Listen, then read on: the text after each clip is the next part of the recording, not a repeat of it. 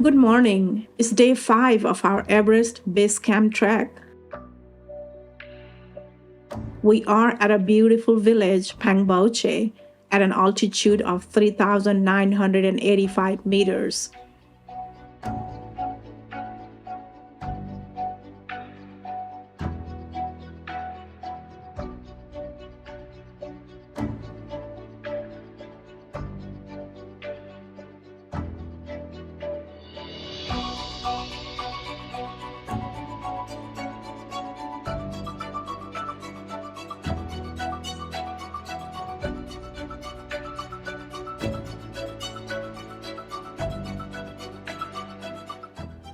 Our day started with a beautiful view of the mountains and my cousin brother announcing that he and his wife going to descend today.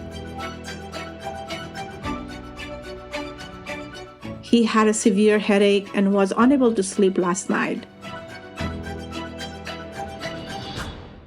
Then Mr. DJ Sherpa, Mount Everest climber, gave a coach's version of pre-game prep talk. It worked like a magic.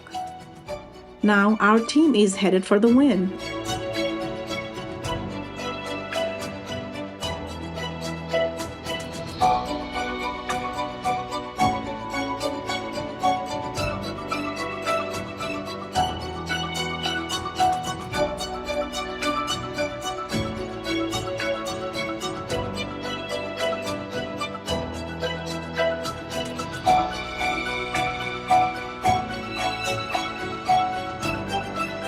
Today, we are heading to Dingboche at an altitude of 4,410 meters.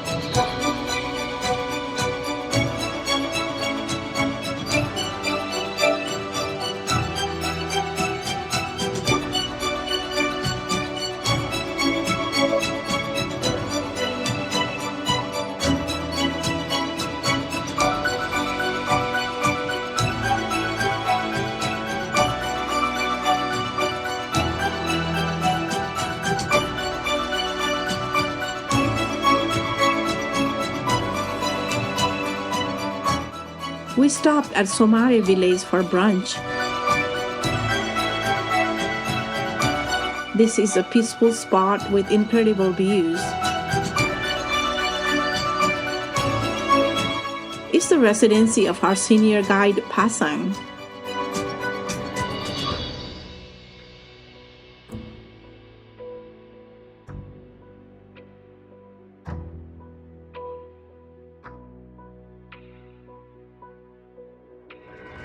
He welcomed us in a Buddhist tradition with khada, a silk garland.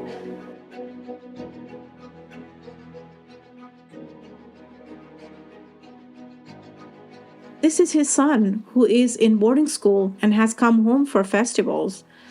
Pasang tells me that most of the children have to be boarded in school to obtain education. There are limited schools and are so far away to attend from home.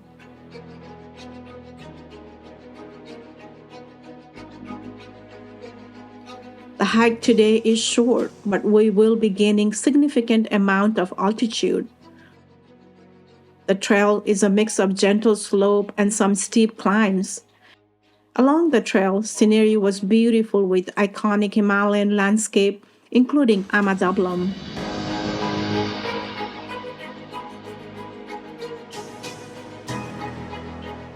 I noticed a change in landscape. It's more open with mix of grassy fields and rocky terrain with no vegetation.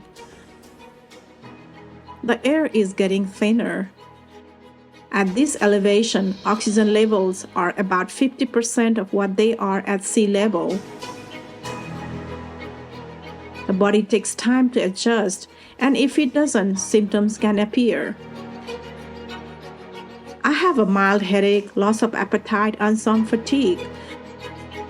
Others might feel dizziness, nausea, or trouble sleeping. These are very common early symptoms.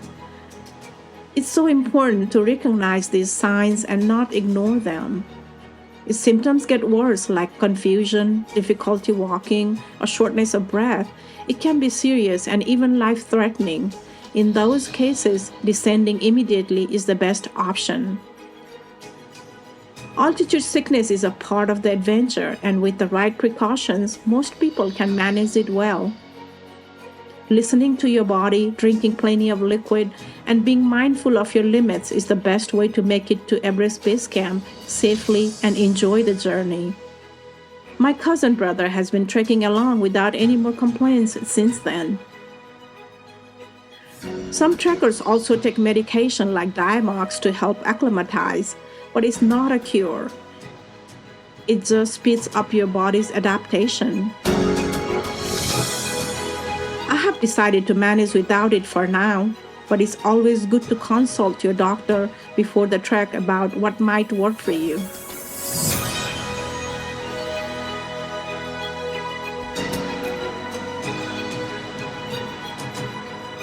Our guides have told us that we will be checking our oxygenation through pulse oximeter at Dingboche, just to make sure our body is still fit to go further up.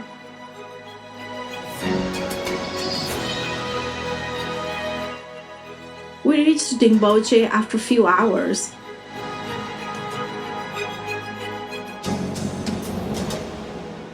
This village is a key acclimatization stop on the trek to Everest Base Camp.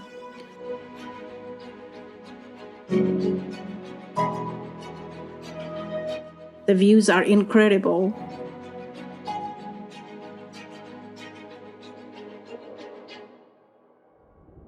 It's a valley surrounded by Amadablam and Lhotse.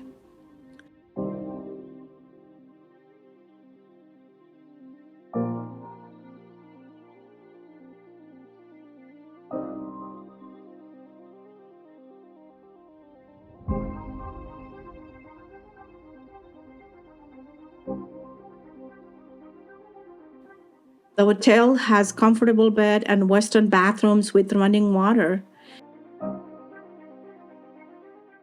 Our team's oxygen saturation ran on low to mid-80s. It turns out every hotel is equipped with pulse oximeter and oxygen cylinder.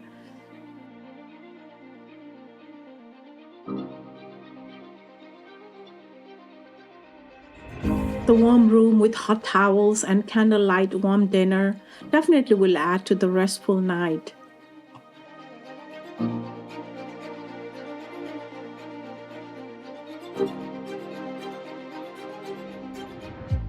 The plan is to proceed to Dingboche tomorrow, all depending on our team's well-being tonight.